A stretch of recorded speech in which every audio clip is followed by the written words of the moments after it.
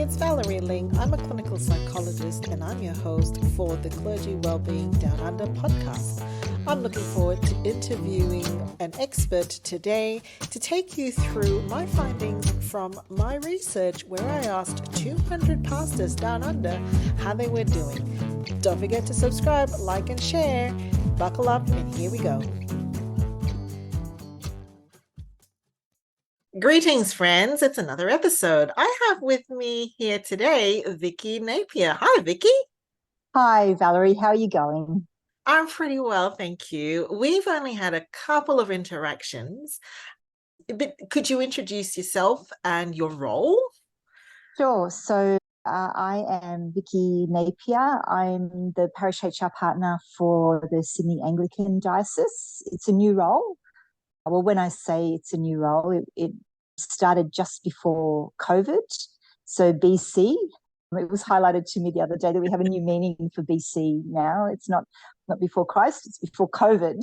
So, yeah, and so still trying to establish that role and help parishes, I guess, recognise that they have a HR resource to tap into at any time they need. So trying to really encourage them to reach out to me and so that I can help them with HR stuff, basically. And Vikki, where have you come from in terms of your professional life? What sorts of work and industries have you been in? So I've worked in corporate HR roles for large organisations. The most prominent one was in the telecommunications industry. And within that area, looking after call centres at one stage. So a very interesting and tricky environment in and of itself. So, and also field staff, so technicians who will go out to homes and businesses and help people with their telecommunication solutions. So that's the major kind of forming of my career. But later on, I became a case manager where I was engaged to work across all aspects of that industry in helping people to manage performance or behavioural issues. So, and the odd whistleblower complaint. So, very interesting. Fascinating. And I'm curious, similarities and differences now that you are working in this context? Yes. Well, there are some real differences. Firstly, there are employees and then there are office holders. And so navigating the best approach to, honour the law of the land, but also acknowledge that people are working side by side with different, I guess, legal obligations. So that's interesting.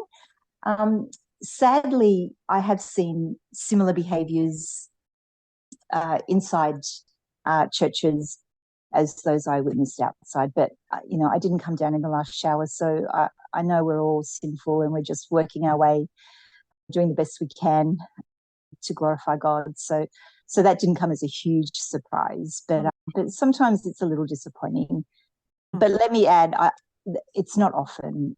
The majority of people within our parishes are amazing, working hard for the gospel, and I give God thanks for them each and every day. So, yeah. I'm wondering, the survey that I did suggested that, something like 35% were thinking of resigning seriously in the next 12 months, but then there are 65% who aren't. I don't know if you can answer this, but from your observations, what makes the difference? Yeah, parishioners or congregation members can be a tough group to I guess under shepherd. So myself as a parishioner, I know I want to support and encourage my minister and honour his leadership over me. I don't know that we as parishioners for the most part recognise that. So sometimes there are rectors or church workers who are just facing really difficult situations that we as lay people we hinder their ministry rather than help it. So I think that's part of it. Sometimes people, so you may have a rector who's in a wonderful church with very supportive parishioners and they're all working in partnership for the sake of the gospel. I think that can be really edifying and encouraging for the minister, and is a blueprint for how all our churches should operate. But then you may have others that they're just facing conflict all the time. There are people in our churches who may think that the staff workers and our clergy are there to order around or to do what we say instead of us honouring their leadership. So for that can be something that can wear a rector out and cause them to just get disheartened and want to at least remove themselves from that environment, whether it burns them to the extent whether they want to step out of ministry or not would depend on that person and the situation. But yeah, I think that there are those components. It would depend on the church. I think it also depends on suitability. I think if we're self-aware, there may be some church workers or clergy out there who may be thinking, you know what, I thought this was for me, but I don't think this is where God wants me at the moment. That's okay, because my goal is to serve God for the rest of my life, whether that's in vocational ministry or whether that's somewhere else. Then let me be guided by God, but this doesn't feel like it's where he wants me to be at the moment. So there may be that sort of thought process going on as well. So yeah. You mentioned self-aware. Interestingly, I don't know how the direction goes because we didn't have enough power to do the stats, but burnout was related to lower levels of emotional, I guess, processing and therefore insight. What do you see? Yeah, look, I see humility in those who are self-aware, and that takes a lot of courage, because when you're self-aware, you recognize your shortcomings and you recognize that you can't do all of this on your own. And there's a real humility and grace in that. I think when you have your back up against the wall, though, and you feel that it's all conflict and all hard work, then maybe you're in that. I mean, you would know better than me, Valerie, but that fight or flight kind of mentality, you really need to put up the facade and appear to have everything, in control. And, you are the leader, you've got everything in control, so they ought to listen to you. And that can be, that's the lack of awareness and the lack of confidence in the people that you have around you as well. I think it's really interesting, isn't it? I feel that we all just need to remember how Jesus calls us to behave with one another, because if ministers humble and gracious as they lead Jesus's flock, and the flock, people like myself, humble and gracious and supportive of the leadership that God has placed over us, then that's harmony. And that's a safe place for people to make mistakes. We're all going to make mistakes. So if a rector or a church worker makes a mistake, they should be able to do that knowing that everyone's supporting them, and that's okay. We're all human. So I feel like, just as you think about it, I feel a little bit sad that church isn't really like that there's so much pressure on our church workers to fit an image and to appear to have it all together, because those in our churches, such as myself, haven't reinforced our thankfulness to God for placing that leadership over us and helping us to, do life as Christians. But do you think an element of, for me, humility speaks to character, to me, vulnerability speaks to a posture and attitude. And in the case of what we're seeing with these levels of conflict, that it's not always safe to be vulnerable and say, I don't know, I'm not sure, or, I feel like I don't belong, do you know? Yeah. So, and I guess that's to the point that I was saying, that really saddens me. I want my minister or my assistant minister to be able to get things wrong and not feel that they have to get everything right all the time, because if not, if they don't get things right, they'll be jumped on, and you know that sort of stuff. I think, yeah, I think that vulnerability comes with, or being able to be vulnerable comes with developing that culture of trust and partnership with the congregation. And I don't know that we do that well as, as parishioners as well. So how do you build a culture within a church where you do have this collaboration, and there's role clarity, and everyone recognizes what their role is. Mine is to support the church workers that God has placed over me to do the ministry, to recognize their authority in that, and to serve, humbly and graciously to God's glory. Maybe we need to do some cultural interventions in our 297 churches. I've been reflecting a lot on how typically, at least in the last decade since I've been in practice and doing this work, that we've taken a view of the individual and interpersonal dynamics. So, there'd be like the resilience and burnout factor for our ministry workers, and then looking at how do we mediate and navigate conflict between people in a church. But more and more, I've been starting to think about organizational design and the functions that are possibly missing.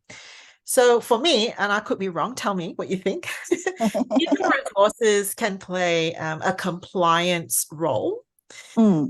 And sometimes I think that, particularly in the clients that we're seeing, they've really got trapped in quite a lot of compliance issues. So there are conduct issues, and also things like being, needing to tick a lot of boxes and the admin goes up. But then there's also the organizational behavior, the dynamics of trust, the dynamics of, like what you were saying, how do we create a culture of value and a culture of respect? And I'm almost wondering whether that in and of itself is something that we want to look at. Yes, yeah, I think so. I think we've clearly got this problem at the moment, and it's probably existed for a very long time because of the nature of the role. I mean, our church workers are at the coalface for all those significant events of everyone's lives, and it's a lot of emotional kind of baggage to carry on behalf of the people that you're caring for. So looking at those preventative measures would be a really helpful thing. I'm just trying to think how you would do that with the congregation, because it needs to be a collaborative process where everyone's working together, where church workers are hearing what the expectations are of the congregation members, and congregation members are hearing the expectations that are placed on church workers, and there's that transparency of expectations. I actually wonder if part of it, like if there is some sort of contract, sounds too formal, but when a rector comes to a new church, maybe there's some sort of induction for the congregation as well. These are the expectations. These are the things that you can expect from me as your rector. These are the things that you have said that you would like me to do.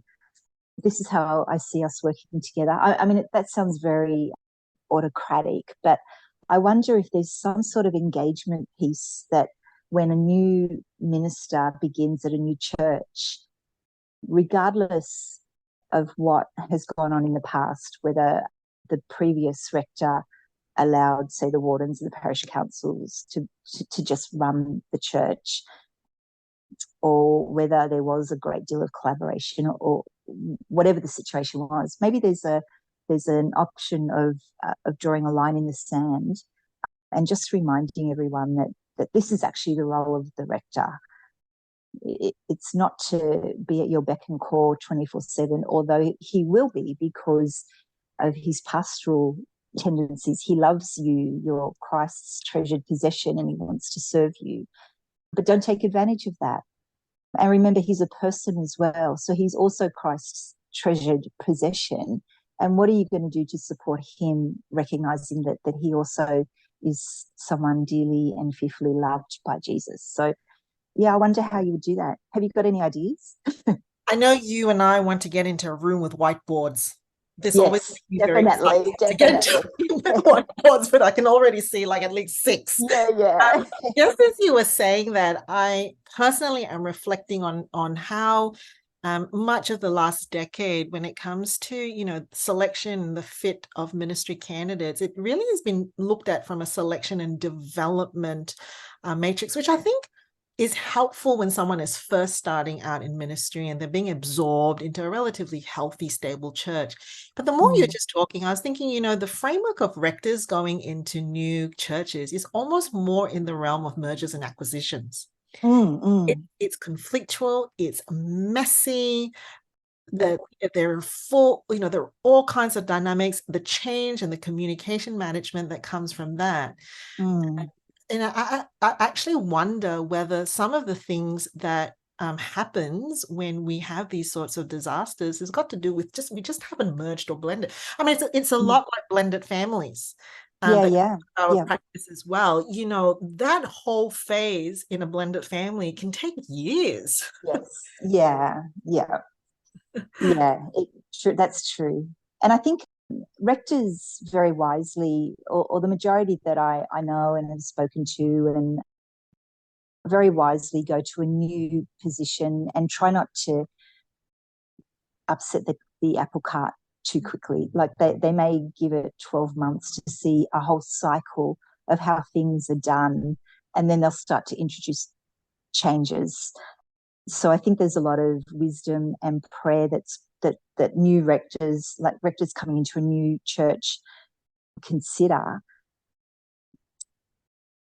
So one of the observations I have is that sometimes the ministers don't have the information that has come from the church, and we see all kinds of denominations, right? So denominations' code of conduct, compliance, and confidentiality practices can be quite different.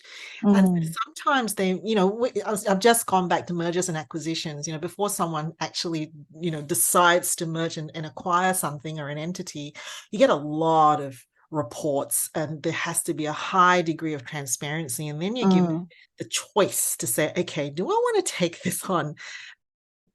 And this is no criticism on our churches and our systems. I just think it's something that maybe is going to need to evolve, is you don't always have that at hand. Really, and maybe we need to. So maybe there needs to be some sort of, like, you're normally without a minister. If a minister leaves the church, it's normally a 12-month process before somebody new comes in. 12 to 18 months. You have a locum come in, or an acting rector, but they're really there to just keep the wheels turning. And I don't know that they would be equipped to run the congregation through a change management process. But maybe we do need to identify a change management process to prepare the congregation for the new minister, because we don't want a new minister coming in filling the shoes of the old, much loved minister who's now left us. And, our previous minister didn't do it that way. We want it done the way it used to be done.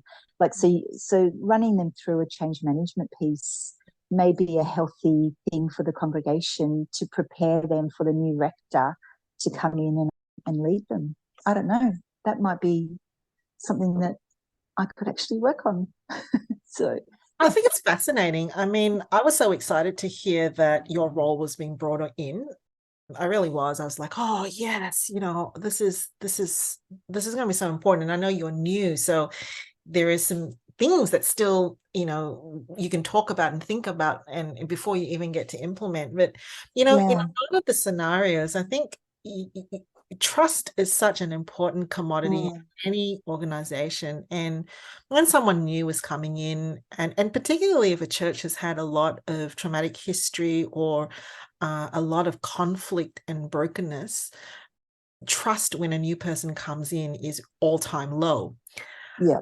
And I think one of the things I've been contemplating is we expect our churches to grow. But everything that we know about growth means you make mistakes, you take risks, learn. You need to be able to trust and be vulnerable. So, if you've got a climate where there isn't trust, growth is going to be superficial. Vikki, what do you think? Are we just over professionalizing church? This sounds so complicated. It's like you got to go and have a whole degree now in learning and development and organization, HR, psychology, mergers and acquisitions. Is it all that stuff necessary? It feels very complicated. I think our diocesan systems are quite complicated as well, where we've got from a HR perspective, that is, we've got, office holders and employees, so falling under different governing elements, if you like. We've got ministers who might move on every 10 years, or we've got some who have been there for 20 years. I feel like our structures are quite complex. So it is a complicated environment anyway. And the only way you would clear that up is to get an eraser, wipe it all away. Start again. Honestly, to start again, because it's very complex and clunky. And whilst there's a lot of, security for church positions because of that clunkiness, there's very little room to be vibrant and agile in how churches are running. So it does feel clunky to me, but I don't know what the answer is apart from just cleaning it all up and making it simpler. And we don't have the authority to do that. So this is the midpoint break for the podcast. If you want to put a pause and walk away and come back to it, make sure you do check out the description for all the various downloads that we have for you, including my full report, research, and reflections. You might also want to remember to like, share, and subscribe. So stop now or keep going. Compare and contrast with some of the other industries you've worked in. You were saying that sadly, very similar dynamics you've seen. Am I right to assume that it's the kind of dynamics with the conflict and the forceful leadership, those sorts of things? Yeah. So the environments that I've worked in the corporate world were quite complex as well. You had people on workplace agreements, you had people on common law contracts, you had people on enterprise agreements, you had casuals, you had part-timers. It was all in a call center, very different to a field workforce or a professional services workforce. So they were all the beauty of working in such a large organization was to get exposure to all those various types of occupations, if you like. So there's the complexity of the landscape, I find is similar but different, if that makes sense. So we're not talking about enterprise agreements and things like that, but we're talking about, assistant ministers, senior assistant ministers, rectors, tenure, lay ministers, like it's just all, and you've got lay ministers working next to office holders doing the same job but different conditions. Like it is a complex HR environment. In terms of the behaviours, yeah, I, I would. I wanted to. Well, I was hopeful that I would see more grace and more willingness to forgive within our environment, but I haven't seen that as often as I had hoped. So I feel that when I'm running coaching and training with staff teams, or coaching rectors one-on-one with how do we manage this, I always encourage them to only give feedback to somebody that you care about, and your motivation for providing that feedback is because you want to see them be a better person, not because they did a silly mistake and you had to pick up the pieces, or you got frustrated with them, or everyone keeps whinging to you about it, and so you've got to fix it. So there's a little bit of anger there. You've got to provide feedback to people because you want them to be better and to be better equipped to glorify God in that. So your motivation needs to be other person centered.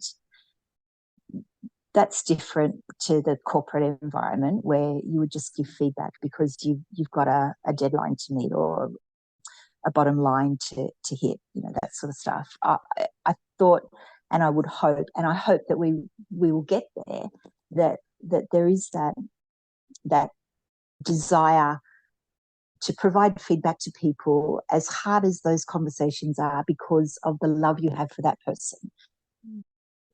And then that person hearing that feedback, to have the humility and the grace to seek, to repent if it's a behavior, and then the person providing that feedback, forgiving them for it, and then maybe praying together and handing it over to God, because they're brothers and sisters, or brothers and brothers, and we're called to do that. I don't see that happening a lot.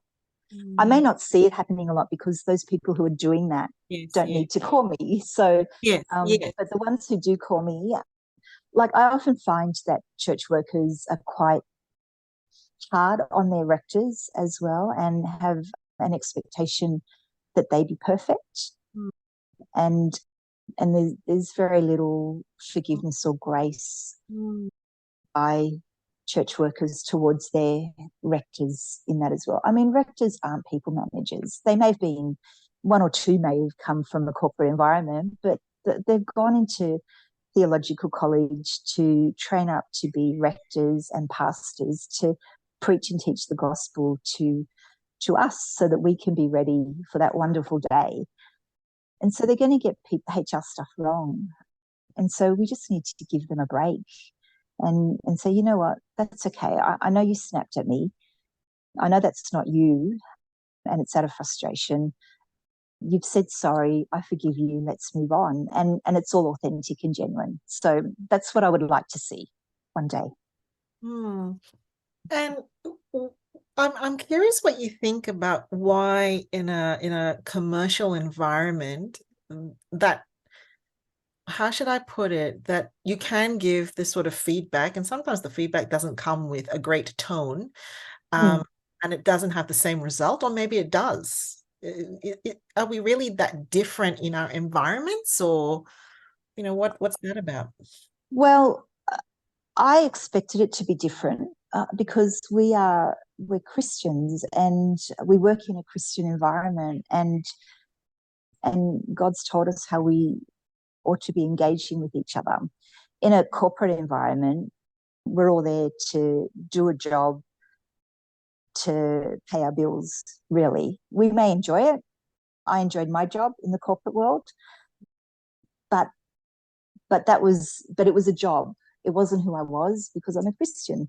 Whereas when you combine your identity as a Christian with the role that you're in, I would expect things to be different. So managing conduct or performance issues within a corporate environment, I did find that there was pushback and resistance. I would encourage respect reminding people that if somebody's a poor performer, they're not a bad person. They're just not skilled up in those areas. It's a skill issue, not a will issue. Let's look at whether that person can be skilled up in that role, or whether there's a better role for them, or whether this just isn't the role for them. No one wants to be unsuccessful in their role. So if they're not a good performer, then there may be something else that they ought to be doing. But you can manage that with respect. For conduct, we all make mistakes. We do the wrong thing. My response to people who behaved in a way that resulted in them losing their job was always to say to them, this is a consequence to what you did. This is not who you are. This doesn't have to be who you are. Learn from this and just be a better person. Now, that was in the corporate environment. So I think that's the same in our church environment as well. We just need to be gracious with one another. Life seems busier and harder and more stressful anyway, and we ought to be distinct and different in how we interact with each other as brothers and sisters. So I think part of the challenge is in a commercial environment, you can, I mean, sometimes it's hard, but you can convince yourself that there's a difference between your performance and your person. Whereas I think in church, very often we evaluate one another in our person. So, if I, haven't been doing the rosters well, it's like, have you been diligent and faithful? It comes down to character. Our environment, so as a psychology practice, I call it, I don't think I should say it on the podcast, but it rhymes with itchy and it starts with W and B. I call it that dynamics. Like I was used for a long time going, these are well-trained individuals. This is a highly professional and regulated business and industry. Why does it devolve?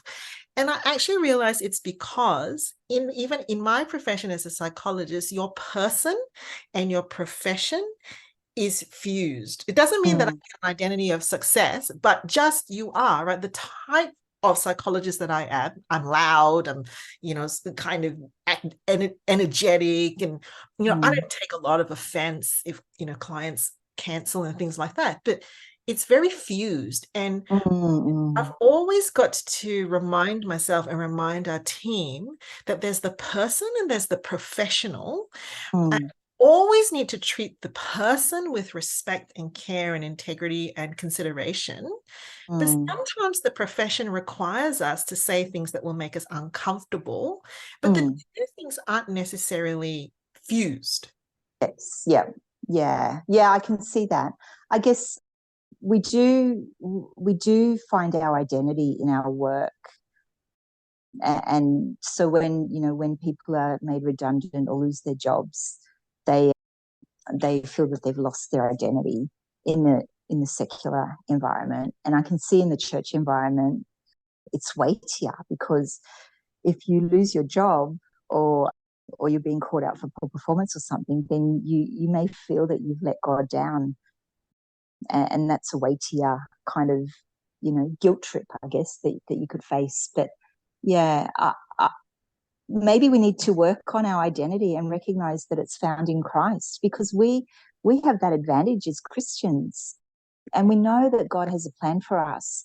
And if that plan is this job for this moment, and then he opens another door or has other plans for us, then we should embrace that, because he planned that for us before the formation of the world, So I wonder if all of us need to do some work on our identity and recognize that it's found in Christ and not in what we do or what our title is and things like that.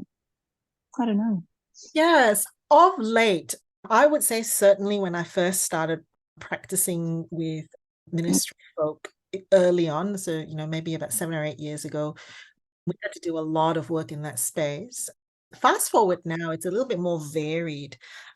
I think what we're observing is that sense of threat that comes is because the threat that is being thrown out is personal. On social media, your reputation can be shredded. The emails that are sent to you attack not you, just you, but your wife and your kids. Yeah. Versions towards that. So what does tend to come, even if you do all of that self-work to separate yourself from your ministry, you can get feedback and you can get, these sorts of things. And I guess I'm curious what you think. We had, the ministry folk of my survey saying that one of the reasons they would consider resigning was the impact on family. Now, you can kind of interpret that as in workload and the work-life interference. But I also wonder if there's an element of, unlike other jobs, your whole family is exposed to all of that mess as well. Maybe, to one extent, you can see if you're married, your spouse as being an adult. But if you also have children, it's a very hard dynamic to put them through. Yes. And I would add that, if we had to sort of formulate the types of conflict that we're seeing in the ministry life, these are not just disagreements. I don't like the way that you preach, or a kid hearing your dad, sometimes he's just not funny at all. This is the sort of things of being exposed to gossip, slander, assassination. We don't want you, you should, you're not one of us. Those sorts of dynamics. I mean, that should not be coming out of the mouths of Christians. And that's what really gets me riled up when I hear things about that, like that, where our hardworking church workers, and I know it doesn't only happen to rectors, but assistant ministers and other staff team are exposed to that as well. I really get angry. Like it's as though we don't think that Jesus is with us all the time and can see how we're behaving and treating one another. Like, have people forgotten that? Because I am aware that not only rectors get targeted, but their family gets targeted, and the children are impacted, and it is made to be personal. It can occasionally be personal in the secular world if a disgruntled employee can come after you, but when that happens every now and then. But in parishes, like, shame on us.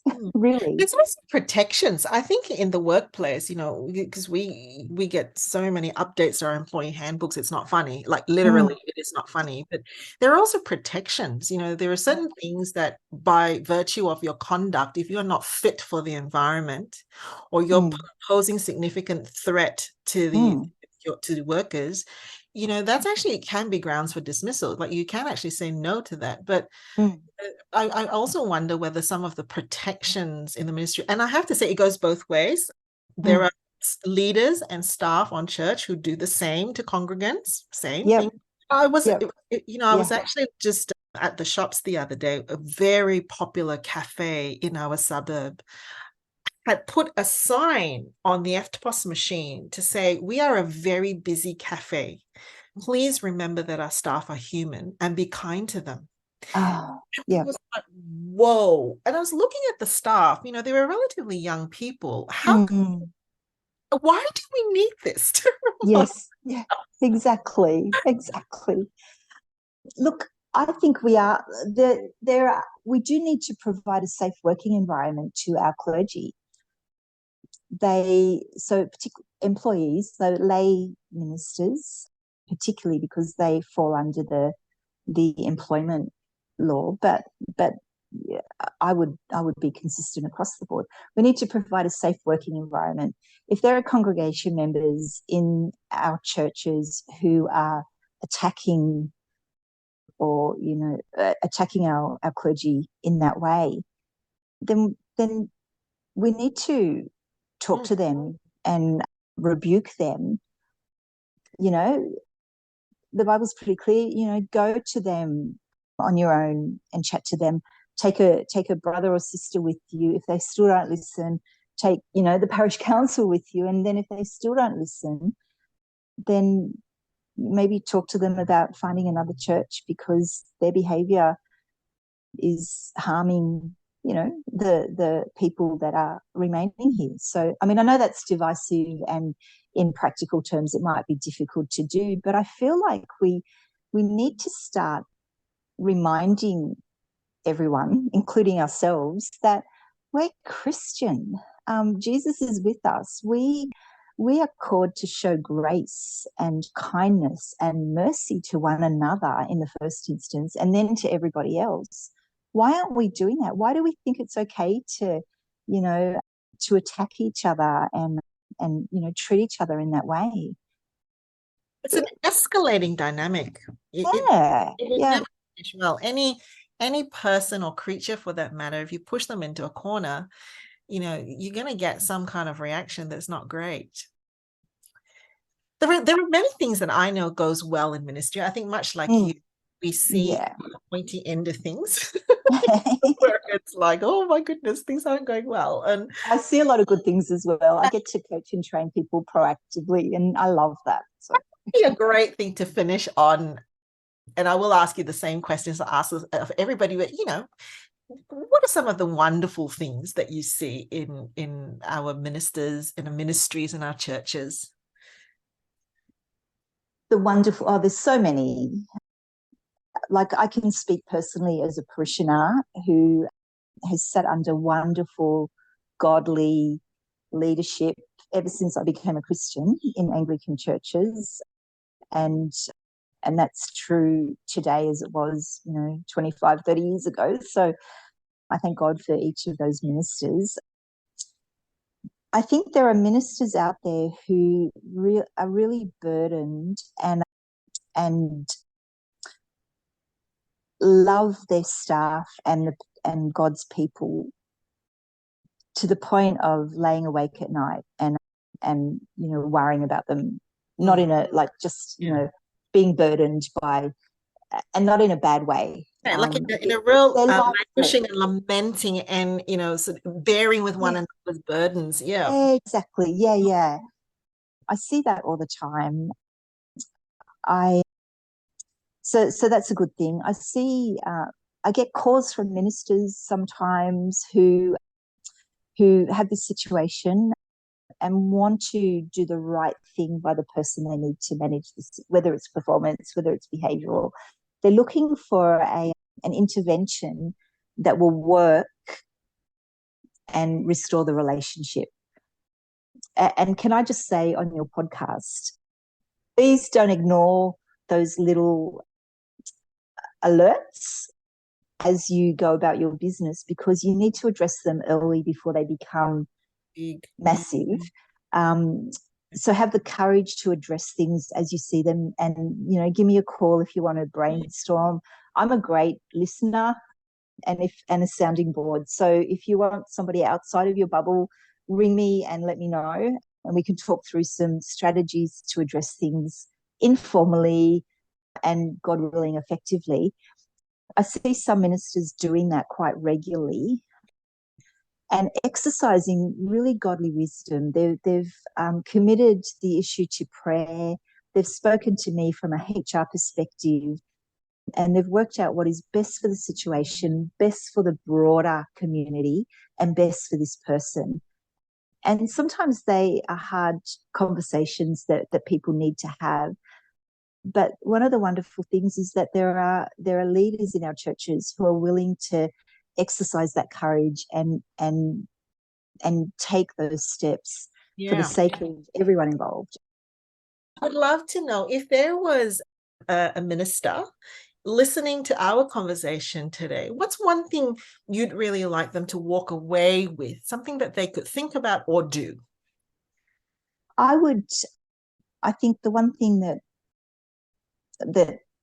I would like them to take away from this is to remember that they're in a privileged position, and it is a powerful position, that they are servant leaders,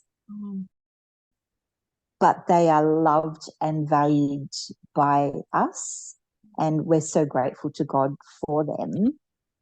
If they don't feel that love and gratitude from their parishioners, then that may not be their fault. It may be the sinfulness of their parishioners, and maybe there's a sermon series they could preach on, on the fruit of the spirits or something. I don't know. But I just want them to know that it's not an easy job that they're doing, but we are so thankful for them in doing that, and to just persevere. But to recognize too that if it's just not for you, then that's okay as well. It doesn't make you a bad person. So, you are able to have other decisions. And one thing I am working on, Valerie, is identifying options. In the secular world, if you don't like your job, you go and get another job, maybe in another industry, maybe a whole other vocation. When you're a rector of a church, I think you may feel stuck, and that must be a horrible feeling. And it's not good for you, and it's not good for the congregation. But you have no other options. What are you going to do? You could be a chaplain, and chaplaincy is wonderful, but there are only so many chaplaincy roles.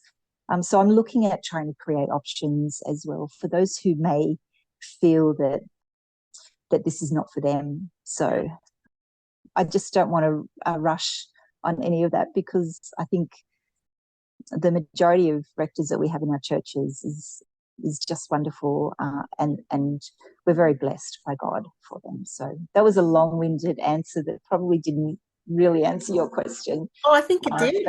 I think it did. Thank you so much for taking time to chat with me today, Vikki. You're welcome. Thank you for inviting me, Valerie.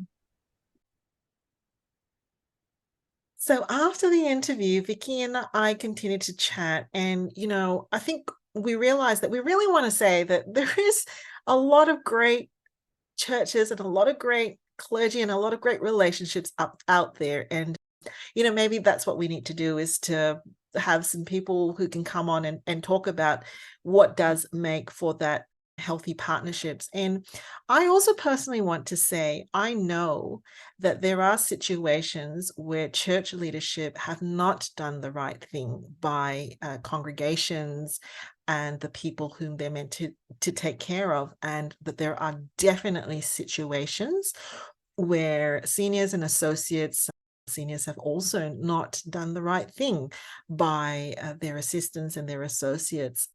I'm becoming more and more aware that as we do this podcast, that it is driven by my research, which was heavily influenced by senior ministers and heavily influenced by the data that showed that there was, a significant proportion who've been going through a hard time. So I just want to put it out there that if I get a chance to redo some research, I will dig a lot deeper to figure out, in the 65% of the time when churches are doing well and ministry staff are well, what's going on there. All right, that's all for today.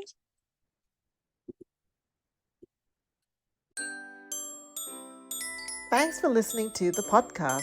If you liked what you heard and you think others should hear it too, don't forget to like, share, and subscribe. Catch you later.